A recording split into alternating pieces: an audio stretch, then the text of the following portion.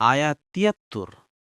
وإلى ثمود أخاهم صالحا قال يا قوم اعبدوا الله ما لكم من إله غيره قد جاءتكم بينة من ربكم هذه ناقة الله لكم آية فذروها تأكل في أرض الله ولا تمسوها بسوء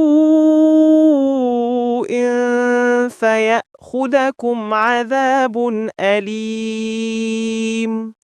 অনুবাদ। আর সামুদ জাতির নিকট তাদের ভাই সালেহকে পাঠিয়েছিলাম।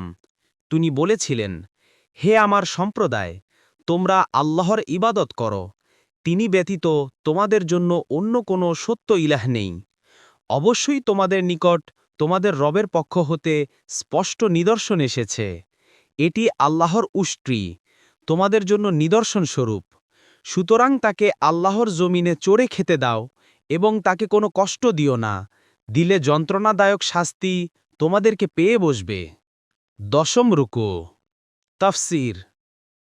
১ নং ফুটনোটের বিবরণ। সামুদ আরবের প্রাচীন জাতিগুলোর মধ্যে দ্বিতীয় জাতি। আদ জাতির পরে এরাই সবচেয়ে বেশি খ্যাতি ও পরিচিতি অর্জন করেছিল। উত্তর পশ্চিম আরবের যে অংশটি আজও আল হিজর নামে খ্যাত, সেখানেই ছিল তাদের আবাস।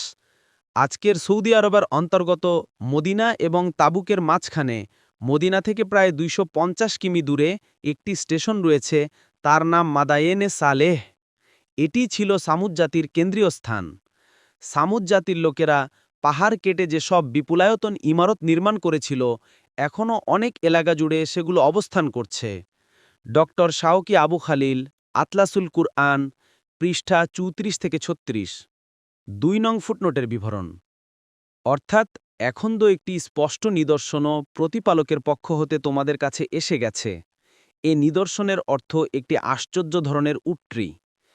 এ আয়াতে এর সংক্ষিপ্ত উল্লেখ রয়েছে এবং কোরআনের বিভিন্ন সূরায় এর বিস্তারিত বিবরণ উল্লেখিত হয়েছে। এ উট্টির ঘটনা এই যে, সালেহ আলাইহিসসালাম যৌবনকাল থেকেই স্বজাতিকে একত্ববাদের দাওয়াত দিতে শুরু করেন এবং এ কাজেই বার্ধক্যের দ্বারে উপনীত হন। তার পীড়াপিড়িতে অতিষ্ঠ হয়ে তার সম্প্রদায়ের লোকেরা স্থির করল যে তার কাছে এমন একটি দাবি করতে হবে যা পূরণ করতে তিনি অক্ষম হয়ে পড়বেন এবং আমরা তার বিরুদ্ধে জয়লাভ করব। সে মতে তারা দাবি করল যে, তুমি যদি বাস্তবিকই আল্লাহর নবী হও, তবে আমাদেরকে পাহাড়ের ভেতর থেকে একটি ১০ মাসের গর্ভবতী, সবল ও স্বাস্থ্যবান উটটি বের করে দেখাও। সালেহ আলাইহিসসালাম প্রথমে তাদের কাছে অঙ্গীকার নিলেন যে, যদি আমি তোমাদের দাবি পূরণ করে দেই, তবে কি তোমরা আমার প্রতি ও আমার দাওয়াতের প্রতি বিশ্বাস স্থাপন করবে কি না? সবাই যখন এ মর্মে অঙ্গীকার করল, তখন সালেহ আলাইহিসসালাম আল্লাহর কাছে দোয়া করলেন।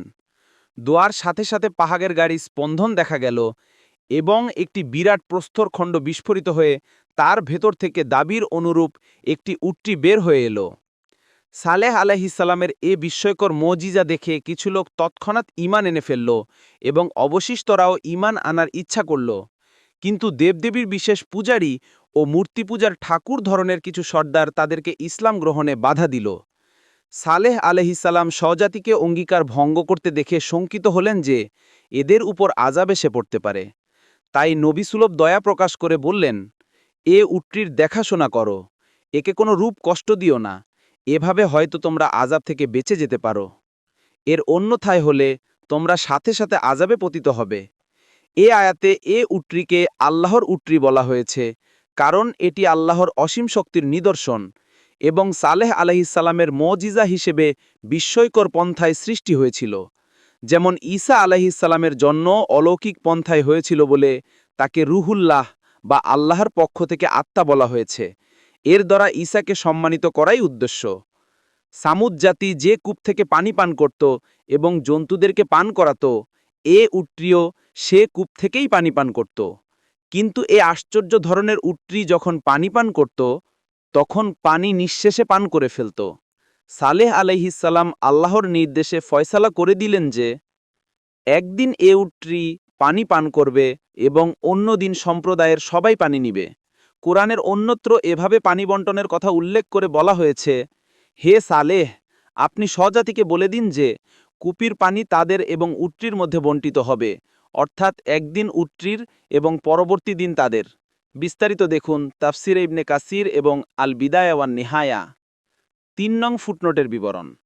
জাবের রাদিয়াল্লাহু তাআলা আনহু থেকে বর্ণিত, তিনি বলেন, যখন রাসূলুল্লাহ সাল্লাল্লাহু আলাইহি ওয়াসাল্লাম হিজর এলাকা দিয়ে যাচ্ছিলেন, তখন বললেন, তোমরা নিদর্শন চেও না। সালেহের কওম নিদর্শন চেয়েছিল, ফলে সেটা এ রাস্তা দিয়ে ঢুকত আর ওই রাস্তা দিয়ে বের হতো। শেষ পর্যন্ত তারা তাদের রবের নির্দেশ অমান্য করল এবং উটটিকে হত্যা করল। সে উটটির জন্য একদিনের পানি নির্দিষ্ট ছিল, আর তাদের জন্য তার দুধ নির্দিষ্ট ছিল অন্য দিন, কিন্তু তারা সেটাকে হত্যা করল। তখন তাদেরকে একটি বিকৃত চিৎকার পেয়ে বসল, যা আসমানের নিচে তাদের যারা ছিল তাদের সবাইকে নিস্তেজ করে দিল, তবে একজন ছাড়া। সে ছিল আল্লাহর হারামে, অর্থাৎ মক্কায়। বলা হলো, হে আল্লাহর রাসূল সাল্লাল্লাহু আলাইহি ওয়াসাল্লাম, সে ব্যক্তিটি কে? তিনি বললেন, সে হচ্ছে আবু রিগাল। কিন্তু সে যখনই হারাম থেকে বের হলো, তখনই তার পরিণতি তাই হয়েছিল যা তার সম্প্রদায়ের হয়েছিল। মুসনাদে আহমদ ৩-২৯৬, মুস্তাদরাকে হাকিম ২-৩২০। পরবর্তী তাফসিরে যেতে ভিডিওটি শেষ হওয়ার পূর্বেই এই বক্সে ক্লিক করুন। ভয়েস বা উচ্চারণে অনিচ্ছাকৃত ত্রুটি ক্ষমাসুন্দর দৃষ্টিতে দেখবেন ইনশাআল্লাহ।